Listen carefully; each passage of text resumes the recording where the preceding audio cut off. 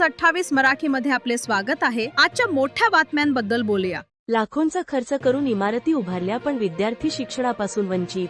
पालघर जिल्ह्याच्या मोखाडा तालुक्यात मुख्य शहरात असलेल्या जिल्हा परिषद केंद्रीय शाळेत शिक्षकांचा मोठा तुटवडा। पुढारी वर्ग, शासकीय अधिकारी व सामाजिक कार्यकर्ते इमारती तोडून फक्त नूतनीकरणाच्या मागे लागलेले आहेत।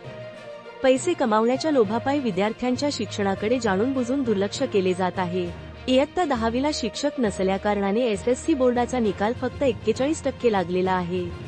शिक्षक नसताना स्वबळावर मेहनत करून काही विद्यार्थी पास झाले।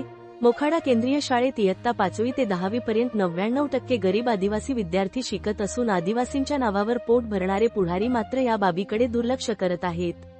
शिक्षण घेत असलेल्या विद्यार्थ्यांची पटसंख्या बघता सध्या असलेले वर्ग पुरेसे असून विद्यार्थ्यांच्या शिक्षणाचा दर्जा वाढविण्यासाठी शिक्षकांची गरज असताना आपले खिसे भरण्यासाठी नवीन इमारती उभारणे या विषयावर जास्त जोर दिला जात आहे।